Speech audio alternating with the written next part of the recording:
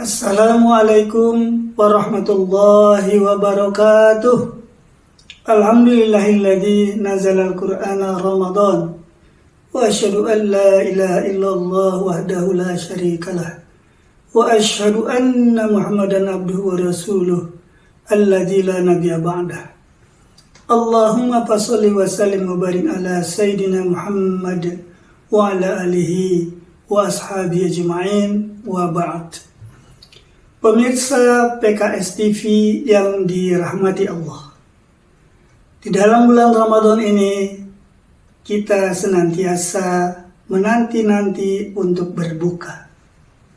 Kita sering mendengar bahwa berbuka sebaiknya dengan yang manis-manis.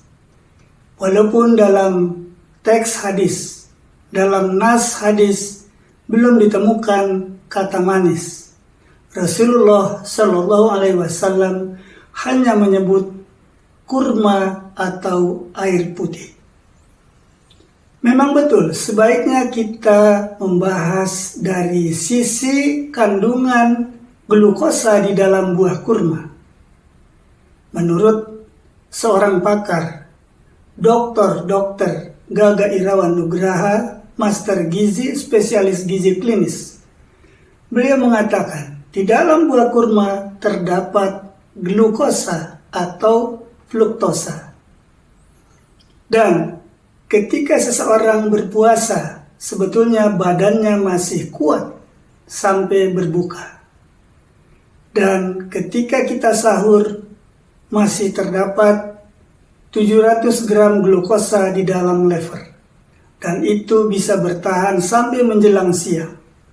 Dan setelah siang, menjelang asar, maka glukosa itu diambil dari gluconeosis atau gula yang dipecahkan dari lemak-lemak di dalam otot. Beliau mengatakan demikian karena glukosa itu diperlukan untuk konsumsi otak, di mana ketika kita saum kekurangan asupan, otak kita meminta glukosa. Yang dalam kondisi normal, tidak puasa, glukosa diambil dari gula darah. Tapi ketika kita berpuasa, maka otak memerlukan glukosa yang diambil dari lemak otot yang disebut dengan gluconeosis. Sebetulnya ketika kita puasa masih sanggup bermain bola, hanya karena otak kita saja yang kekurangan glukosa. Karena itu Rasulullah Shallallahu Alaihi Wasallam dalam hadisnya harus dibahas dari pendekatan keilmuan. Begitu juga seperti air. Ketika kita menyebut air, cenderung menyebut cairan. Padahal menurut seorang ilmuwan, air itu ketika diteliti di dalam laboratorium terdiri dari H2O. Ada hidrogen dan oksigennya. Sehingga kalau Rasulullah SAW bersabda, Al-ma'u tahura, air itu suci. La yunajisu bihi syai', dan tidak ada yang dapat mengotorinya segala sesuatu. Tentu saja ketika air itu berkomposisi H2O, itulah yang disebut dengan ma'an. Tapi ketika air itu bercampur dengan asam atau basa, sulfat atau nitrat, maka dia komposisinya tidak H2O lagi. Demikianlah Rasulullah SAW yang menyebutkan, karena Rasulullah sallallahu alaihi wasallam yuftiru ala rutubin qabla ay yusalli, fa illam takun rutubun fatamaratun, fa illam yakun tamaratun hasawatim mimma'in.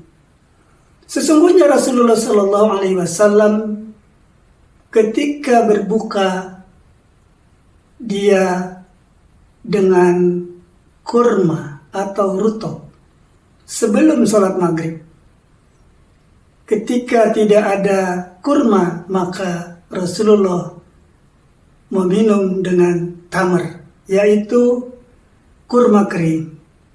Kalau tidak menemukan kurma kering, maka Rasulullah SAW berbuka dengan air putih. Demikianlah apa yang disebut dengan berbuka dengan yang manis-manis, sebetulnya karena kita memerlukan glukosa untuk kebutuhan tubuh kita. Demikianlah hadis yang disampaikan oleh Rasulullah SAW yang diriwayatkan dari Anas bin Malik oleh Abu Daud, Tirmizi, dan Ahmad dengan derajat hadis dengan sanad yang sahih.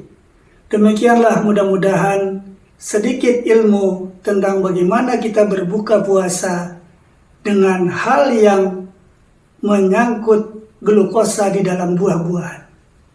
Dan sebetulnya hal-hal yang manis yang didapat dari buah-buahan itulah yang disebut oleh Rasulullah kurma. Dan hal-hal yang manis ketika kita dapatkan dari sebuah proses, apakah itu proses masak-memasak atau proses lainnya, maka itu menurut ilmu kesehatan kurang baik. Tapi yang disebut oleh Rasulullah SAW yaitu glukosa atau proses gluconeosis. Demikianlah, semoga bermanfaat. Wabillahi taufiq wal hidayah. Selamat berbuka puasa. Assalamualaikum warahmatullahi wabarakatuh.